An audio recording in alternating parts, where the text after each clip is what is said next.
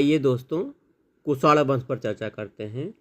भारत में पल्लव के बाद कौन आए? कुषाण आए। पल्लव के बाद कुषाण आए। कुषाण का संबंध किससे था?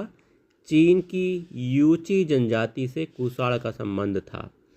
कुषाण किन अन्य नामों से जाने जाते थे? यूची और तोखरी नाम से जाने जाते थे कुषाण लोग। कुषाण वंश का संस्थापक कौन था? कुजुल कडफिसेस। कुजुल कडफिसेस कुषाण वंश का संस्थापक था। कुषाण वंश का सबसे प्रतापी राजा कनिष्क था। ठीक है। कनिष्क की राजधानी पुरुषपुर या पेशावर। पुरुषपुर या पेशावर कनिष्क की राजधानी थी। कुषाण की दूसरी राजधानी मथुरा थी। क्या थी? मथुरा। कनिष्क ने 78 ईस्वी में कौन सा संवत चलाया? शक संवत कनिष्क द्वारा चलाया गया। कनिष्क कुषाण वंश का शासक था। भारत सरकार द्वारा प्रयोग में लाया जाने वाला संवत कौन सा है? तो भारत सरकार द्वारा प्रयोग में लाया जाने वाला संवत शक संवत है।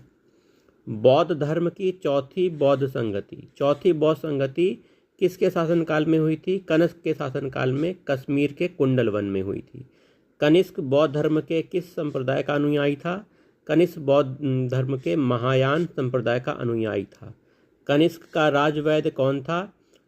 चरक। आयुर्वेद का विख्यात विद्वान चरक कनिष्क का राजवैद्य था। चरक ने कौन सी पुस्तक लिखी? चरक संहिता पुस्तक लिखी। महाविभाषा सूत्र के रचनाकार वसुमित्र। वसुमित्र महाविभाषा सूत्र के रचनाकार हैं। बौद्ध धर्म का विश्वकोश किसे कहा जाता है? बौद्ध धर्म का विश्वकोश महाविभाषा सूत्र को कहा जाता है, जिसके रचनाकार वसुमित्र हैं। वसुमित्र, पाशर्व, नागार्जुन, महाचैत्य, संरक्ष किसके दरबार में थे? कनिष्क के दरबार में वसुमित्र, पाशर्व, नागार्जुन, महाचैत्य, संरक्ष थे। भारत का आइंस्टाइन किसे कहा जाता है?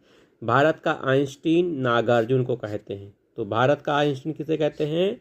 नागार्जुन को। नागार्जुन द्वारा लिखित पुस्तक कौन सी है? माध्यमिक सूत्र नागार्जुन द्वारा लिखी पुस्तक है। कनिष्क की मृत्यु 102 में हुई, ईस्वी में हुई।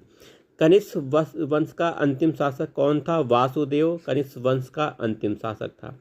गांधार शैली, मथुरा शैली का विकास किसके शासनकाल में हुआ? तो कनिष्क के शासनकाल में गांधार शैली और मथुरा शैली का विकास हुआ। रेशम मार्ग पर नियंत्रण रखने वाला भारत का प्रसिद्ध शासक कुषाण थे। रेशम मार्ग पर नियंत्रण रखते थे।